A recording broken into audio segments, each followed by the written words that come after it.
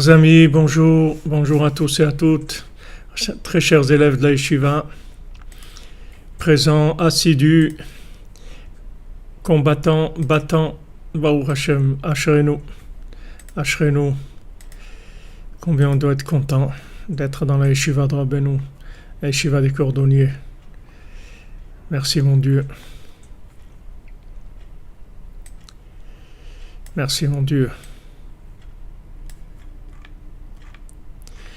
Alors une excellente journée pour tout le monde, Refoua Shlema pour tous les malades, Bezrat Hashem, et particulièrement Metitiaou Ben Dina, Véronique Badina, Moshe Ben Esther, Israël Ben Simchatz, Tivia Bataïcha, Isha Batrasiba, Ruth Bataïcha, Ruth Mokoko, Ilan Shimon Ben Yehuda, Refoua Shlema,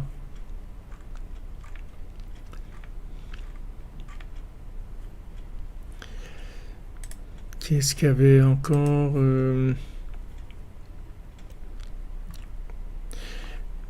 Yael Joël Bat Rachel, Bezrat Hashem, son IRM se passe bien, sont en bonne santé. Les Zivugim pour tous ceux qui ont besoin, du Shalom Bayit, tous ceux qui ont besoin. Bezrat Hashem, que ça vous vienne tous, que tout vienne dans la facilité, dans la miséricorde. Bezrat Hashem, qu'Hashem il ait pitié de nous. Voilà les amis, on avance.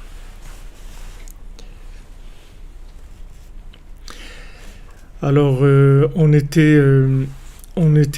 laissé notre Torah 56 quelques jours. Ah oui, l'élévation de l'âme, j'ai oublié de dire l'élévation, merci de me rappeler. Élévation de l'âme de Odette Maïna Bat Yosef, Maurice Moshe Ben Rachayeima Suzanne, Bénédicte Charles Kofi Black, Mesoda Bat Simcha Yaakov Ben Chassiba.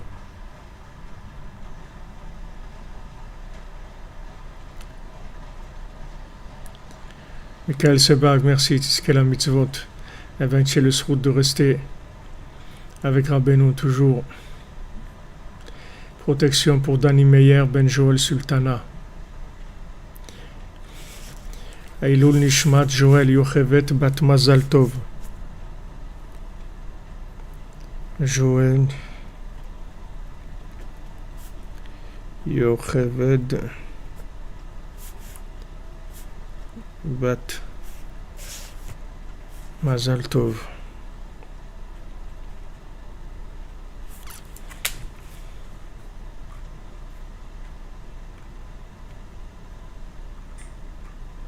Oui, ce sont comme vous dites, chère Madame Meloul, c'est des moments où il y a des grands changements, Bezrat Hashem. Mais tout ça, c'est pour le bien, pour un bien extraordinaire. Tout ce qu'on est en train de passer pour déstabiliser le monde, c'est pour pouvoir amener la vérité de façon claire. On prépare le monde à changer de repère complètement. Donc on était arrivé dans notre Torah. On résume les notions qu'on avait déjà vues, que dans chaque individu, il y a une prina de malchut, c'est-à-dire chacune a un pouvoir. Ce pouvoir-là, il est de façon révélée et de façon cachée. C'est-à-dire on voit le pouvoir de façon révélée et de façon cachée. Donc on avait parlé de façon révélée, on avait parlé d'autorité. Et de façon cachée, on avait parlé d'influence.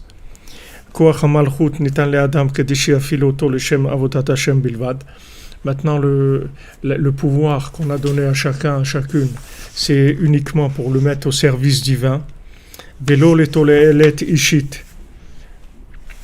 Et pas pour ses besoins personnels. Ça, c'est ce qu'on avait vu. C'est le passage Aleph et Bet qu'on avait vu. Alors, Rabbeinu dit le passage Gimel, donc dans la Torah 56, Inushmat de Machlouf Chai ben Ninet. Machlouf Chai ben Ninet.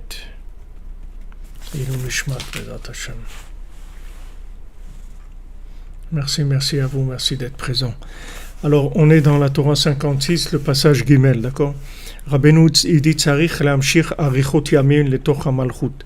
Maintenant, dans le pouvoir, il faut mettre de la longévité, c'est-à-dire que ce pouvoir-là, il faut qu'il puisse se réaliser dans le monde.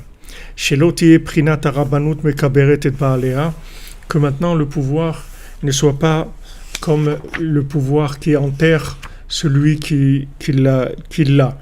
Donc ça, on avait vu que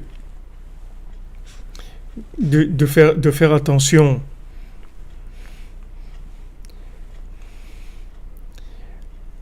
de ne pas utiliser le pouvoir pour nous-mêmes, C'est-à-dire on a été envoyé dans ce monde et chacun a une âme différente et spéciale. Maintenant, la spécificité de son âme, ça lui donne un pouvoir. Comme quelqu'un qui a un métier, alors son métier c'est un pouvoir. Il y a quelqu'un qui est plombier, il y a quelqu'un qui est électricien, quelqu'un qui est médecin. Ça lui donne un pouvoir dans son domaine. Il a le pouvoir de guérir, il a le pouvoir de réparer les machines à laver, il a le pouvoir de faire telle chose, etc. Ça lui donne, c'est-à-dire chaque âme, elle a un pouvoir.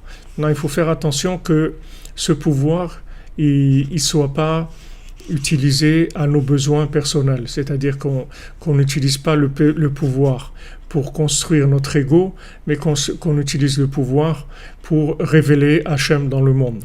Ça, si vous voulez, c'est la base de l'utilisation du principe du pouvoir. C'est-à-dire quand on dit Eved Avraham Anochi, Eved Rabbi Nachman Anochi, ça veut dire que maintenant, je mets mon pouvoir, mon savoir-faire au service d'Hachem, au service du tzaddik, pour pouvoir faire grandir le nom d'Hachem dans le monde, le nom du tzaddik, puisque faire grandir le nom du tzaddik, c'est faire grandir le nom d'Hachem, comme on l'avait expliqué. Donc il faut en faire en sorte de donner de la longévité, c'est ce qu'on appelle la longévité dans le pouvoir. La longévité, ça veut dire que on met le pouvoir au service du patron, au service d'Hachem, et là le pouvoir, il va continuer, il va durer, il va grandir, etc. Mais si, Chas v'Shalom, on utilise le pouvoir pour notre ego personnel, alors ce pouvoir, il va enterrer la personne qui l'utilise. C'est-à-dire, on pourra pas, on va arriver au niveau du pouvoir, le pouvoir, il peut pas être usurpé. C'est-à-dire que ce pouvoir qui sera utilisé pour des fins personnelles, il va se terminer. Comme dans le monde, quand vous avez un ministre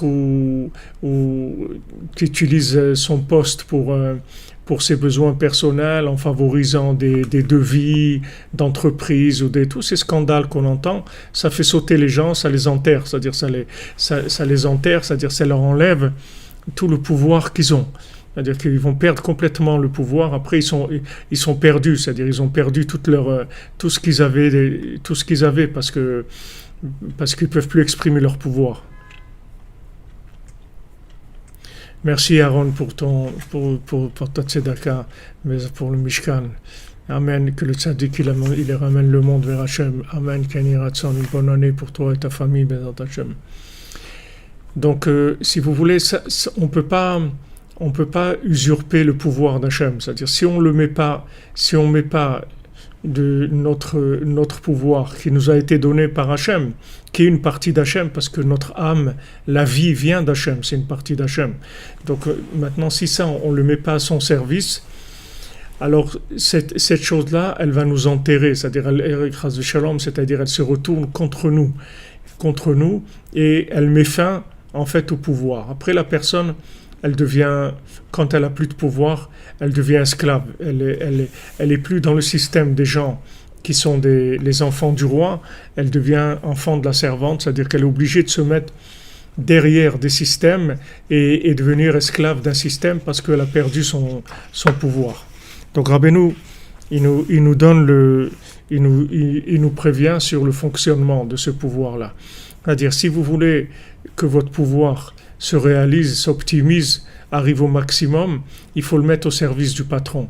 Il faut le mettre au service d'Hachem, au service du tzaddik. Et là, vous serez optimisé dans vos qualités, dans votre trait de caractère spéciaux, dans votre côté unique et créatif, etc.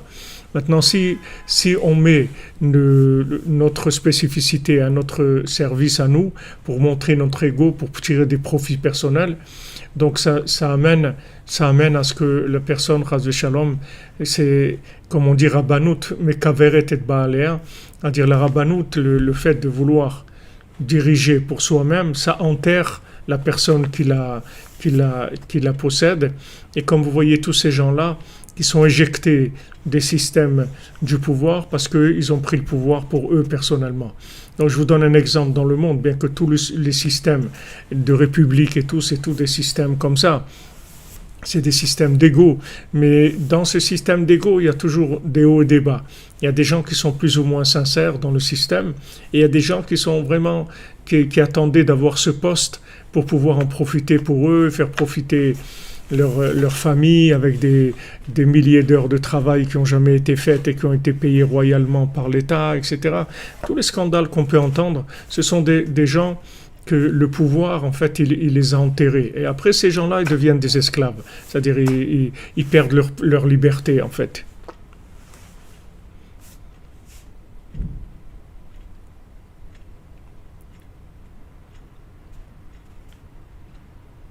Voilà, dans tous les systèmes, c'est pareil. Dans tous les systèmes, c'est le même principe. Ce sont des clés. C'est-à-dire, moi, je vous donne toujours des exemples, parce que ce que Rabbeinu l'enseigne, Rabbeinu dit tout ce que moi je vous enseigne, c'est des clés en fait. Ça ouvre tout. Vous pouvez tout comprendre avec vous pouvez le mettre sur tout le système familial, politique, travail, avodat Hashem, ce que vous voulez. Ce sont des clés, des principes, ce sont des généralités que vous pouvez appliquer partout. כי כל אחד לפי בחינת המלכות שיש לו ובחינת צופה. Maintenant, quand quelqu'un a un principe de pouvoir, alors il est tsofé, c'est-à-dire que c'est un visionnaire. En fait, il voit plus loin que les autres. C'est ça sa spécificité. C'est pas qu'il voit plus loin que les autres dans tout, mais dans son domaine à lui, il voit plus loin, comme un réparateur de machine à laver, il voit plus loin que vous, parce que c'est pour ça qu'il est venu réparer votre machine à laver. S'il voyait comme vous, il ne pourrait pas réparer votre machine à laver. Donc il vient, il voit plus loin, c'est-à-dire il a une spécificité qui lui donne une acuité dans ce domaine-là. Donc quelqu'un, son pouvoir, ça lui donne une vision qui va plus loin, qui est plus profonde par rapport aux autres. Ça, c'est sa spécificité à lui. C'est ça qui traduit sa spécificité. Alors maintenant, qu'est-ce qu'il doit faire avec cette spécificité qu'il a, cette vision, cette avance qu'il a par rapport aux autres? C'est qu'il doit mettre en garde et recadrer les gens qui sont de la même racine d'âme que lui. D'accord? Alors il y a des familles d'âme. Il y a des familles d'âme. Ce sont des familles. Comme il y a des corps de métier, il y a des corps d'âme. C'est-à-dire des âmes qui sont dans la même mouvance, dans la même sensibilité.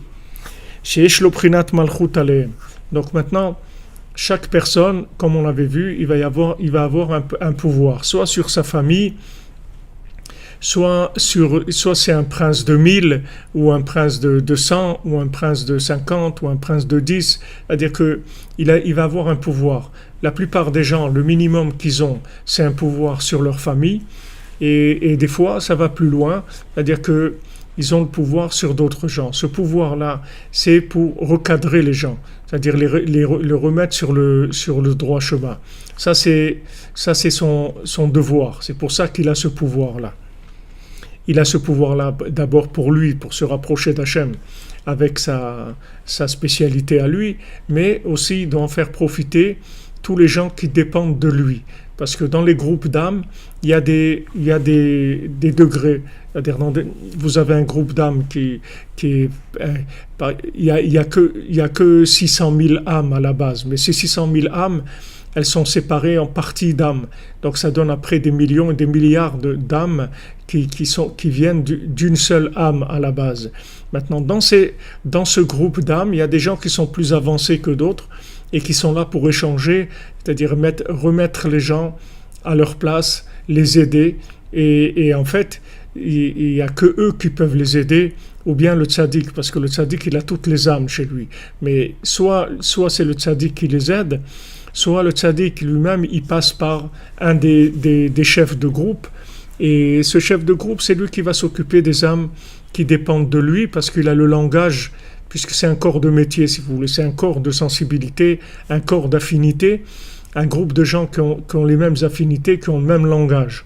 Donc c'est facile de leur apporter ce dont ils ont besoin. Veu mazir ou mochiachotam. Si maintenant il les met en garde et il les remet à leur place, c'est-à-dire il les aide à trouver leur place, Azayu oset shelo. Alors il a fait son travail. Pourquoi il est venu sur terre? C'est-à-dire il est venu sur terre pour mettre les éléments qui dépendent de lui à leur place. Donc ça se fait avec les individus, ça se fait avec l'argent, ça se fait avec la nourriture, ça se fait avec les vêtements, ça se fait avec le travail, avec tout. C'est-à-dire tous les éléments avec lesquels on est en contact, c'est pour les connecter avec Dieu, soit par une bénédiction, soit pour la tzedaka dans le travail, soit par... Chaque chose, elle a une connexion. Donc du moment où je fais la connexion, voilà, j'ai fait mon travail.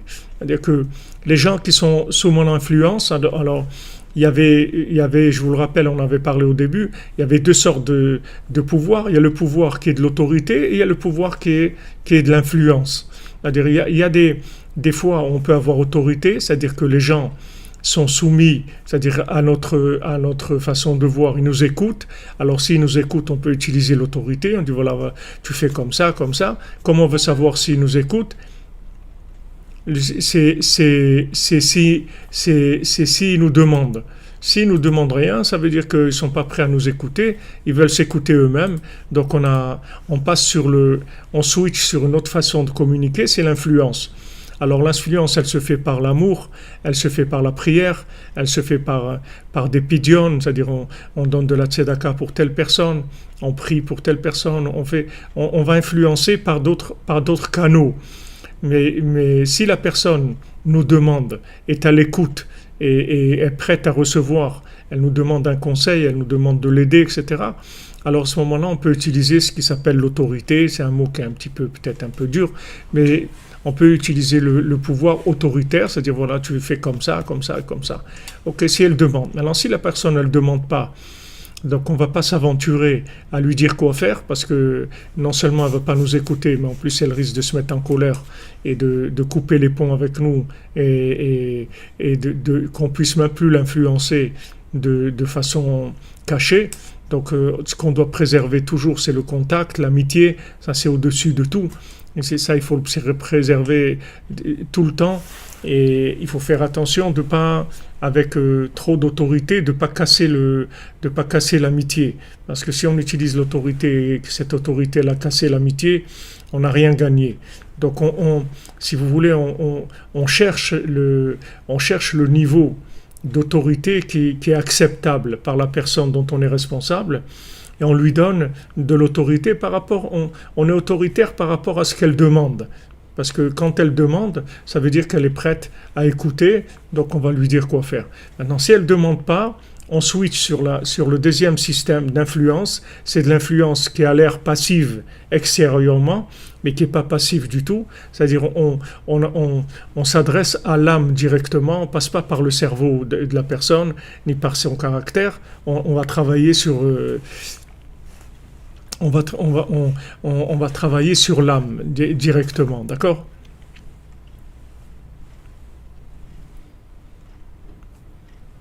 Oui, la parole, Madame Tebou, vous avez raison. Que la parole, c'est le lien. Et vous dites que c'est, Madame Benessaré, vous dites que le travail est difficile de ce point de vue, que la frontière est tenue. Non, il n'y a pas de frontière entre les âmes. Il y a des frontières dans les traits de caractère, dans le cerveau. Il y a des blocages mentaux. Mais il n'y a pas entre les âmes, il n'y a aucun blocage. Les âmes, elles communiquent, il n'y a aucun problème. Et si maintenant vous voulez influencer quelqu'un, je vous dis, vous priez pour lui, vous êtes gentil avec, maintenant si la personne elle veut pas tellement être en contact avec vous, etc., vous pouvez toujours prier pour elle, donner la tzedaka pour elle, allumer une bougie en l'honneur de Rabbi Nachman et lui demander d'influencer. C'est-à-dire il y a toujours des systèmes d'influence. On n'est jamais coupé de tout. C'est-à-dire il y a toujours des systèmes d'influence. Seulement il faut switcher sur d'autres choses. Et il faut faire attention de jamais utiliser l'autorité de façon exagérée. Il faut toujours vérifier la demande de l'autre avant d'utiliser l'autorité. Il ne faut jamais donner à quelqu'un quelque chose qu'il n'a pas demandé. Rav Gershon, Alav Shalom, Rav Gershon Cohen, le directeur de la yeshiva d'Aix-les-Bains, c'était un prince, un roi, un homme extraordinaire. Alors il nous disait, avant de donner un ordre à quelqu'un, il faut vérifier qu'il va l'accomplir. Parce que sinon, vous allez perdre votre pouvoir. Si vous donnez l'ordre à quelqu'un et il vous regarde comme ça, il ne fait rien du tout, vous avez perdu votre pouvoir. Donc, avant de donner un ordre, il faut vérifier que la personne, elle va le faire. Et ça, il faut voir le demandeur. Combien il demande. Et par rapport à ce qu'il demande, vous lui donnez. Maintenant, il y a toujours l'autre système. Les deux, ils marchent ensemble. C'est pas obligé d'être ça ou ça. C'est ça et ça, les deux. C'est-à-dire à un niveau, on parle par exemple, un enfant, au niveau autoritaire, on va lui donner une autorité de fonctionnement, principalement dans des recherets, comme d'être propre, de pas casser des choses, de pas crier, de pas salir, ok, on va le construire dans le DRRETS, et d'un autre côté, on va l'influencer au niveau de son âme, on va prier pour lui, pour qu'il grandisse comme il faut, pour qu'il soit attaché à Hachem, pour qu'il se marie, on commence à prier dès qu'il est petit. Voilà, exactement. C'est-à-dire, on vérifie la sensibilité de l'autre pour voir où il en est.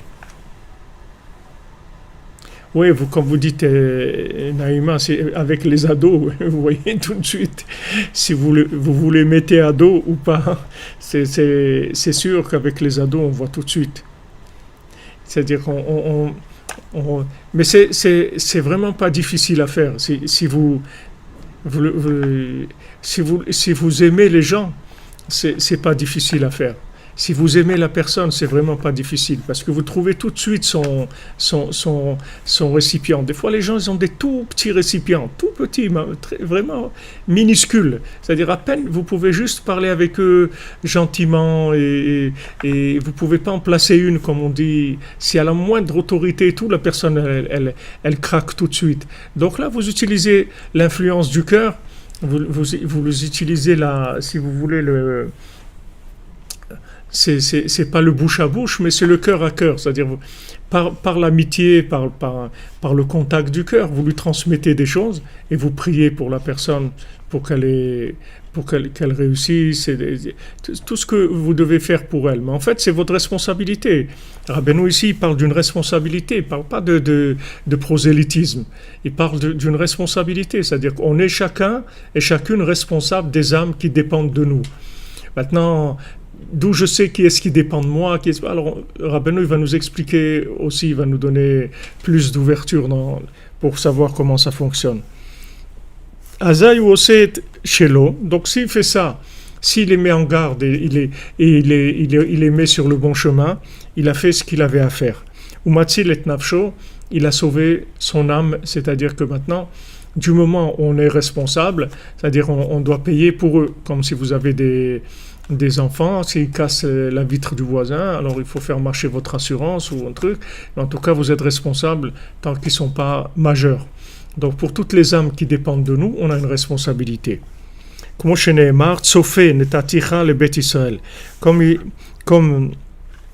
c'est écrit, je t'ai donné, je t'ai placé comme visionnaire dans le Ham Israël.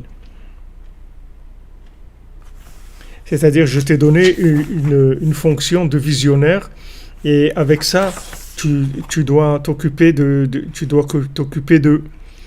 Je pense que c'est au prophète Yecheskel que Hachem il a dit ça. Tsofé nataticha le Bet Israël.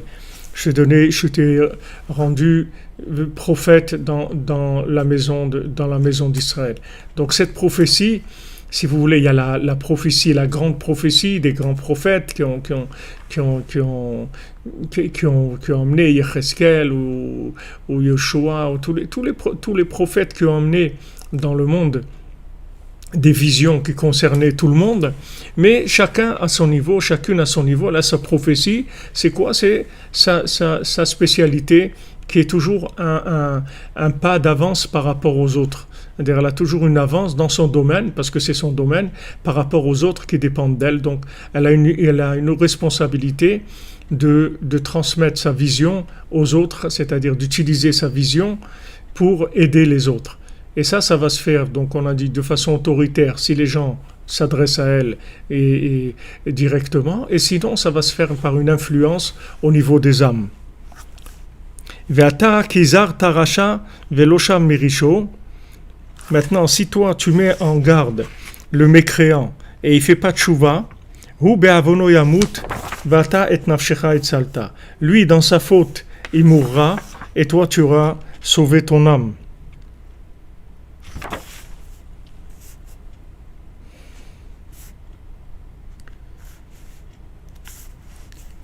Oui, c'est bien de Yecheskel qui parlait.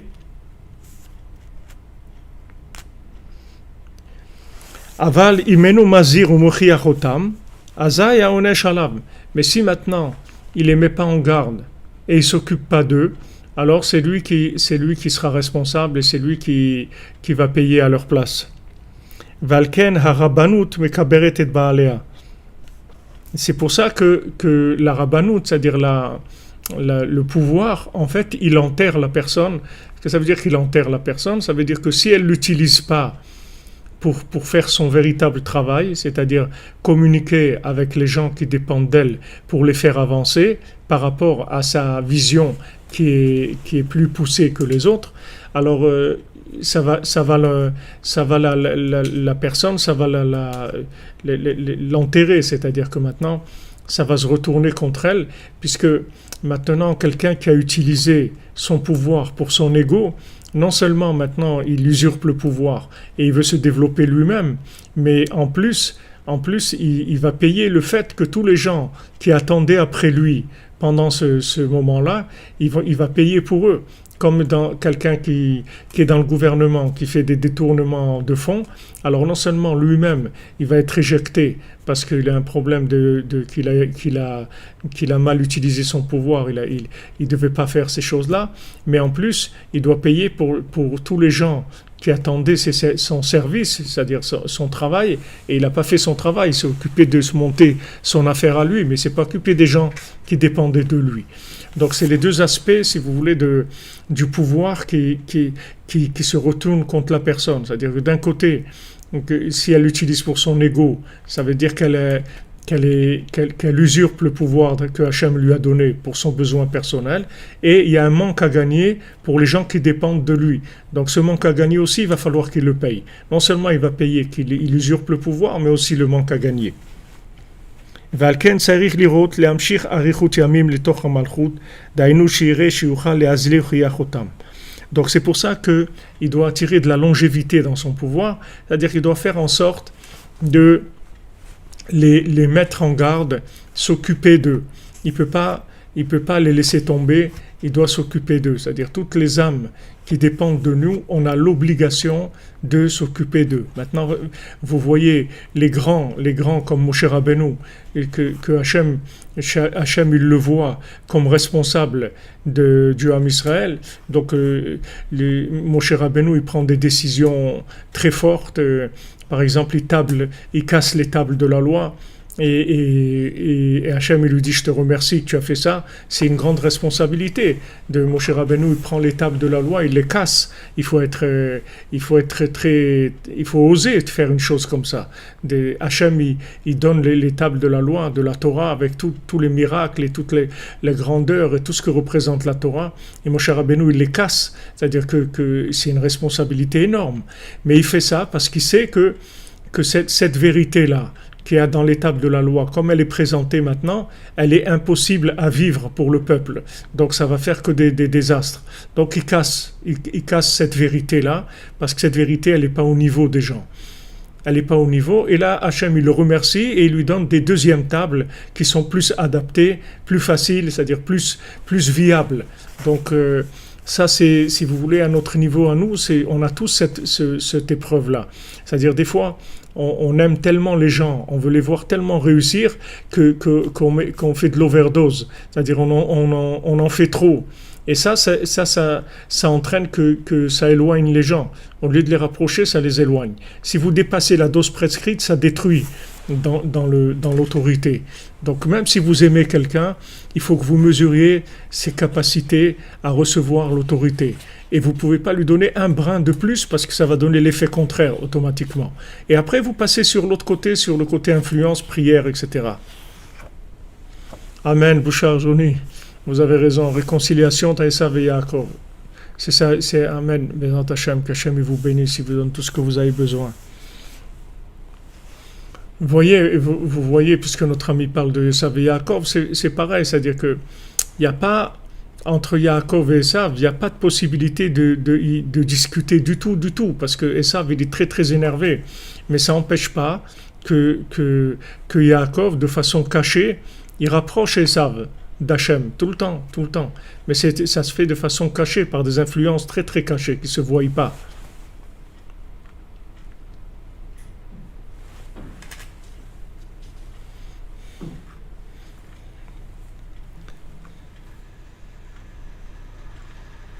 Bien sûr, Rabbeinu il est obligé, il s'occupe de nous. Voilà,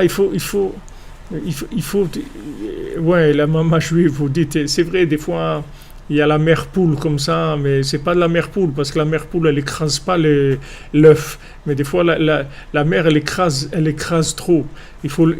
C'est-à-dire, il faut mesurer, il faut savoir mesurer ce que la personne demande, c'est-à-dire combien elle est capable de prendre. Comme le manger pour la maman juive, elle vous donne à manger, et ils envoyaient une photo dans WhatsApp, j'avais reçu une photo, que c'est une maman juive, le matin, elle dit à son fils, tiens, je t'ai préparé un petit truc à manger. Vous voyez une table avec des dizaines et des dizaines de plats et de gâteaux, des trucs immenses. Bon, c'est-à-dire que il faut voir qu'est-ce que la personne elle peut manger et lui donner par rapport à ça. Donc maintenant, chacun selon ses récipients, il peut recevoir de l'autorité, des fois un tout petit peu, des fois un regard même c'est trop. Il faut aimer la personne, il faut l'aimer, se mettre en position de donner. À ce moment-là, vous allez trouver tout de suite quelles sont ses capacités. Ça, c'est pas difficile du tout. Mais si on dépasse ça, alors on passe dans la chevira, dans la cassure, et là après ça devient beaucoup plus difficile à rattraper, à recoller les morceaux. La chose devient beaucoup plus difficile. Donc il vaut mieux des fois en faire un petit peu moins qu'un petit peu trop, parce qu'un petit peu moins ça va. C'est pas grave, on peut se rattraper après. Si on n'est pas sûr, on n'augmente pas la dose, on fait attention. Mais quand il y a overdose, et malheureusement, il n'y a pas de point de retour. C'est très très difficile. Donc ça, si vous voulez,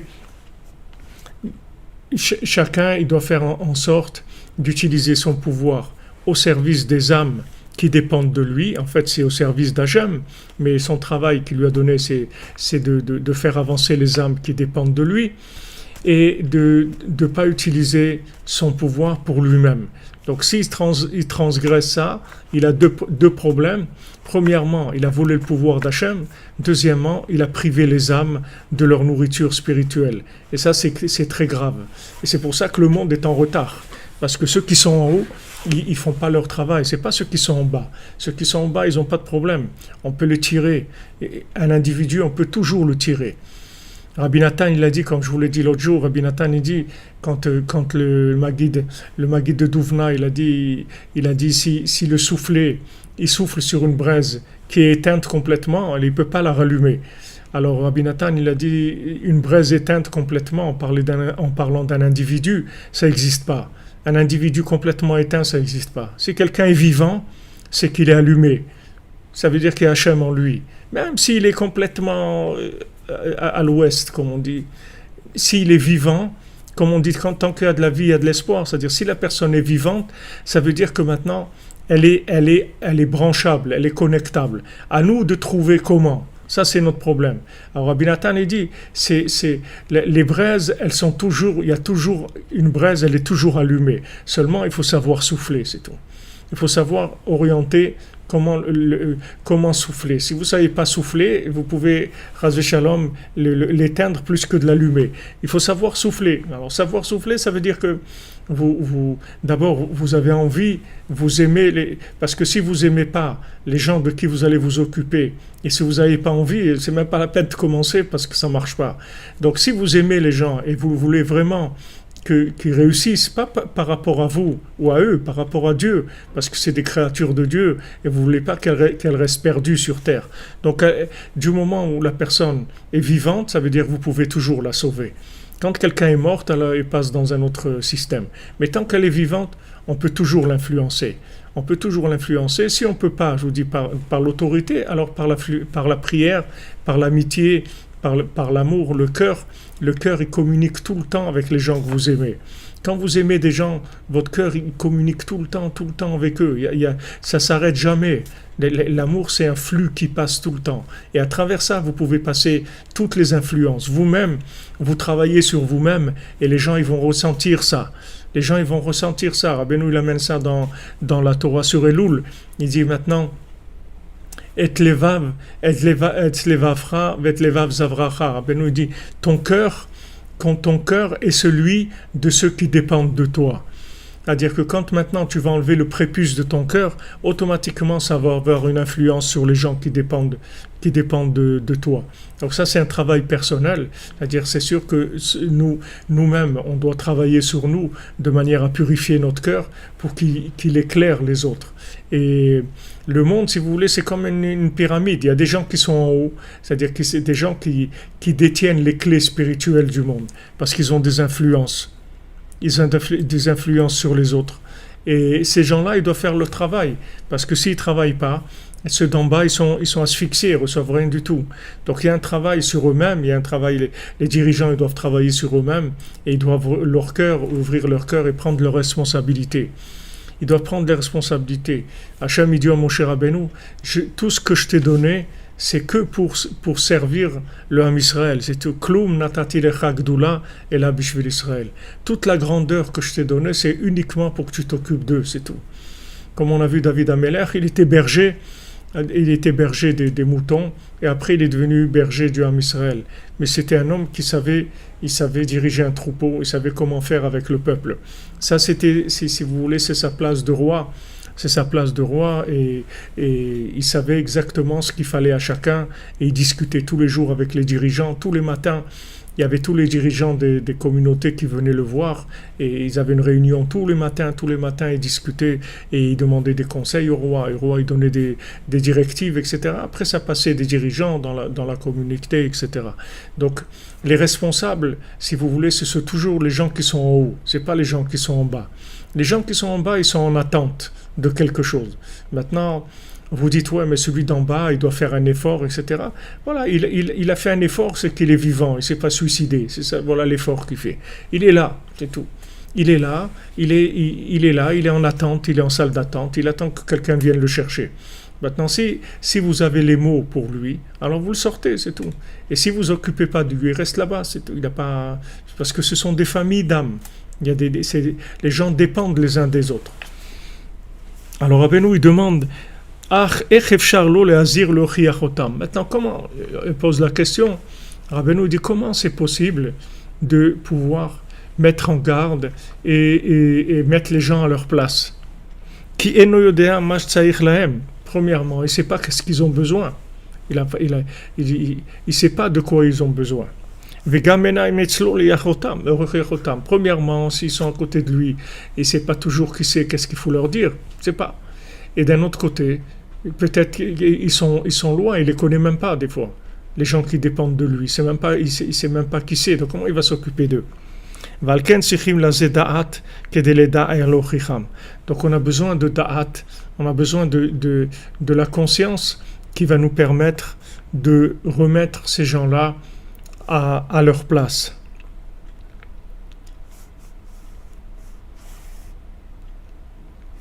Alors le da'at, si vous voulez, c'est le da'at lui-même, c'est si vous voulez l'avance de l'âme, d'une âme dirigeante par rapport aux âmes qui dépendent d'elle, son avance, c'est le da'at. Le da'at, c'est, si vous voulez, c'est le niveau de connexion de l'infini avec le fini. C'est-à-dire, plus il y a d'infini dans le fini, et plus ça veut dire que le da'at est grand.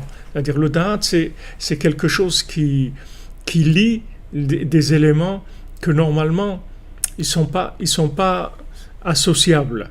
d'après la logique de quelqu'un, c'est pas associable. Et le da'at, il arrive à associer ces choses-là parce que il les passe dans un autre niveau temporel, un autre concept. Pour garder l'exemple que je vous ai donné tout à l'heure de la machine à laver, pour rester dans des choses très simples qui nous permettent de comprendre, c'est que quand votre machine à laver elle est en panne, vous croyez qu'elle est terminée. C'est-à-dire qu'il y a des gens, quand la machine est en panne, ils la changent, c'est tout, parce qu'ils ne savent pas que ça peut se réparer. Mais ça peut se réparer, seulement tu ne sais pas réparer, c'est tout.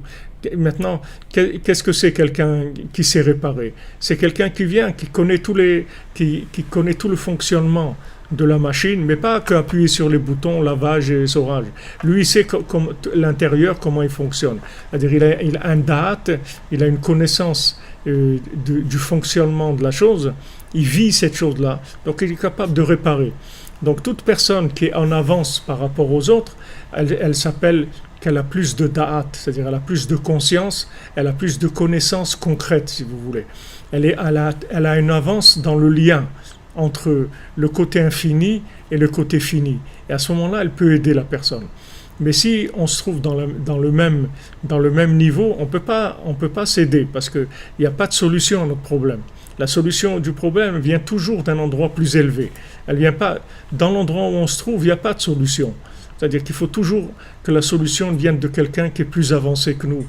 Alors là, il nous ouvre les yeux, il nous ouvre le cœur, il faut comprendre la vérité. Donc Rabbeinu dit, on a besoin de da'at. Quand on a le da'at, alors on peut aider les gens qui dépendent de nous. Il faut que ce da'at-là, ce da'at-là, il faut qu'il soit vivant. Donc ça, on va rentrer, Bezat Hashem, dedans. Rabbeinu va nous expliquer qu'est-ce que c'est ce da'at, comment on acquiert ce da'at, Bezat Hashem.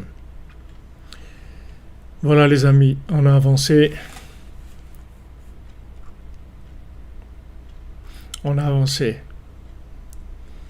C'est pas connaissant du... Oui, Bezat Hashem, je suis à Ouman, oui. Je suis à Ouman, Shabbat, pas de problème. Bochem Abayim, bienvenue. Oui, bien sûr qu'il faut respecter le date de ceux qui ont le date aussi. Donc, ce date, on va rentrer un petit peu plus, Bezat Hashem, dans les détails, mais c'est pas le date, c'est pas le sod. C'est pas le sod, c'est pas le date. Il y a dans le date aussi du sod, mais ça s'appelle un sod, un secret par rapport à celui qui connaît pas. Mais tout, comme le Baal Shem Tov dit, tout ce qu'on connaît pas, c'est des secrets. Parce qu'on les connaît pas. Une fois qu'on les connaît, c'est plus des secrets. Donc le da'at, c'est si vous voulez, c'est la connexion entre l'essence et la réalité, entre l'infini et la réalité, et on rentrera Bezat Hashem plus en détail là-dedans demain, Bezat Hashem. Bonne journée les amis, que de bonnes nouvelles, bonne continuation.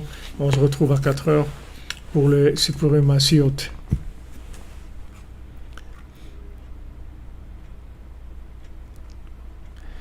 Baruch Hashem, Rabbeinu nous a donné, je vous dis, on a eu un Sukkot très très spécial à Ouman, très spécial, exceptionnel, vraiment exceptionnel. Il y avait une joie, le temps aussi, il y a eu un seul jour où il a plu un peu, mais c'est tout le temps, il a fait bon, la température était bonne pour être dans la soukha, il y avait de la joie, il y avait beaucoup de joie au Tsioun.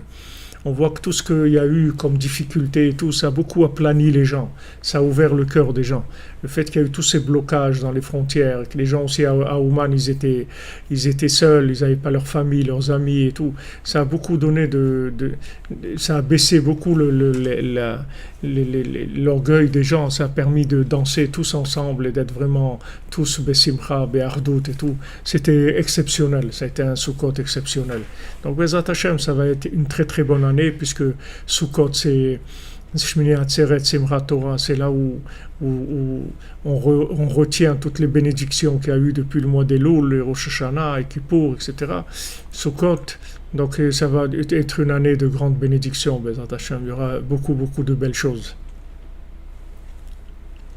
Voilà les amis.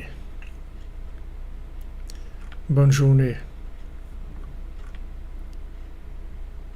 Une refoua shlema pour le Rav Kavnievski.